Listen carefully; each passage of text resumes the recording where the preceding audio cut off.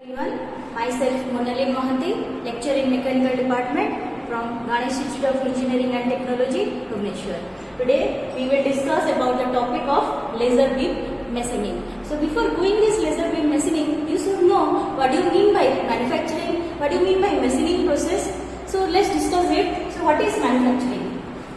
So what do you mean by a manufacturing process? So manufacturing is a machining process. It is a machining process where a raw material is converted into a finished product.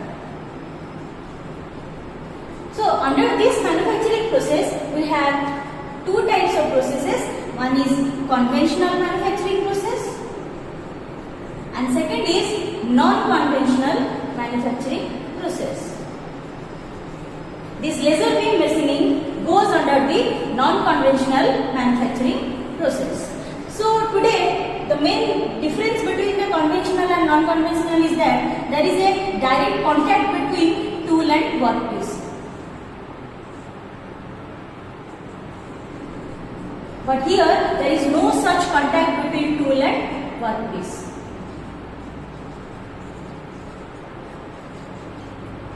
But here we can say chips removal takes place. We can see the chips. But here there is no chips are removed. No chips. Why? Because maximum of the chips are get evaporated.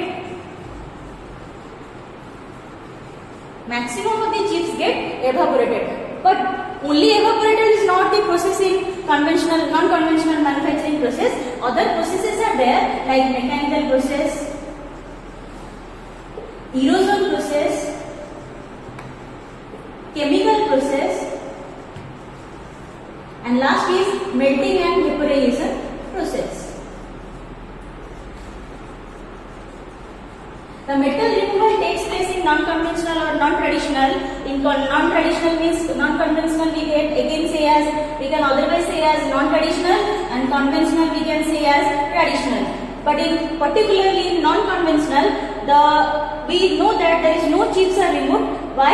Maximum of the chips are get mechanically removed, or it eroded, or it is chemically removed, or by melting and vaporization. But maximum of the chips are not found. Either it is evaporated, but here the chips are we are able to see the chips, the main difference in conventional and non-conventional. And last one most important point is that we cannot do small diameter hole in conventional manufacturing, but here we can do hole of very small diameter of 0.00001 mm in conventional manufacturing. So let's start about what is laser beam machining, which goes under the non-conventional manufacturing process. There are other such many more machines are there which goes under the non-conventional, like EDM, electro discharge machining, ECM, electrochemical machining, plasma machining, EPM, electro beam machining, and many more machines are there goes under the non-conventional or non-traditional machining process. So our topic is to discuss about the laser beam machining process. Now let's start about laser beam machining. Laser beam machining is an electrothermal process which produce heat in a form of laser beam. So it goes under the non-conventional machining process. So this is a diagram of the laser beam machining. So this laser beam machining, this one is called the reflective mirror. This is called the total reflective mirror. This one is called the partially reflective mirror. This one is called the focusing lens.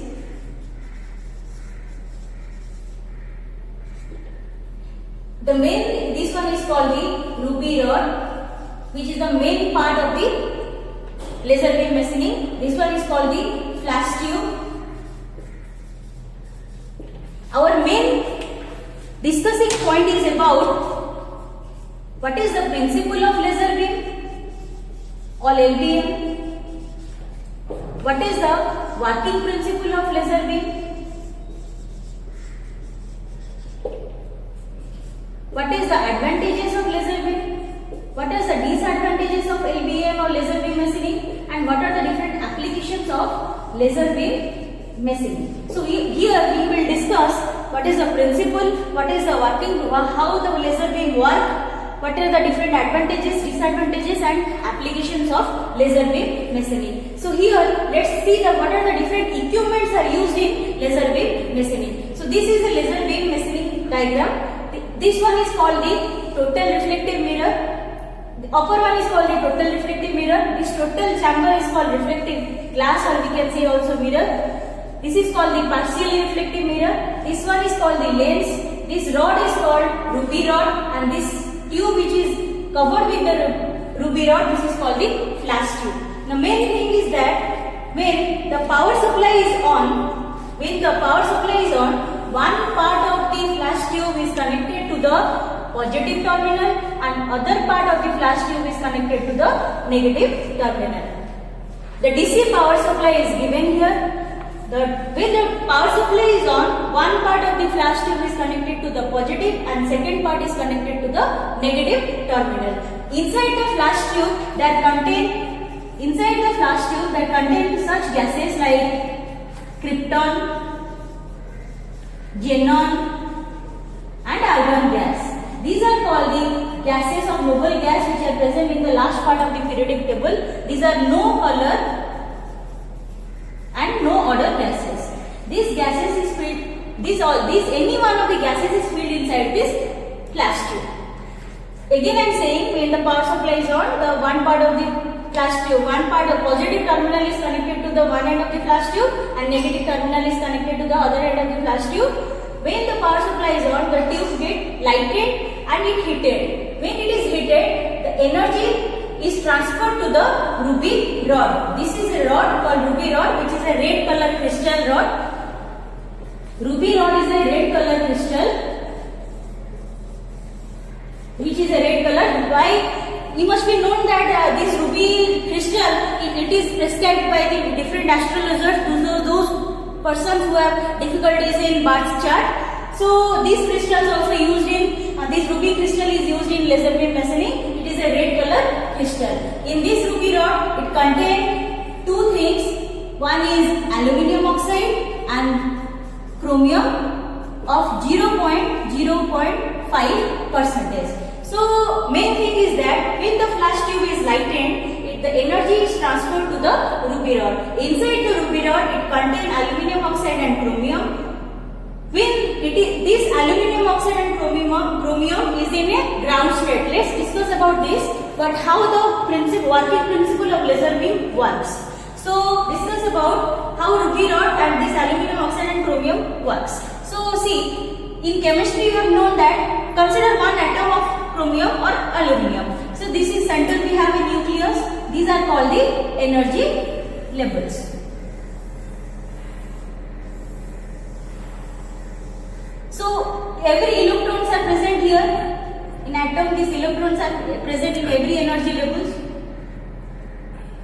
So see, when you suppose you are sleeping here, this is the low level, next higher level, next higher level and next higher level. Similarly, suppose you are sleeping here. When your friend will come and hit you, suppose you will get excited, you will jump from lower level to next higher level. Similarly, again your friend will come and hit you. Similarly, you will jump from next lower level to higher level. At particular point, when your friend will go away, in that time, you will feel that my energy has been lost. You will go back to original position from where you have came. While going from higher level to lower level, this particular stage in the middle part, that is called metastable stage. This metastable stage, there a light is evolved. This light is called photons, not proton. This is called photon. This photon is called laser beam, which is used for machining process. Again, I am discussing about that. Suppose see, these are called the different energy levels. These are called the different energy levels.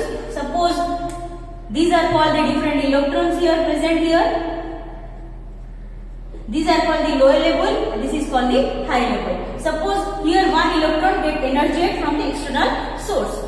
It will jump from lower level to next higher level.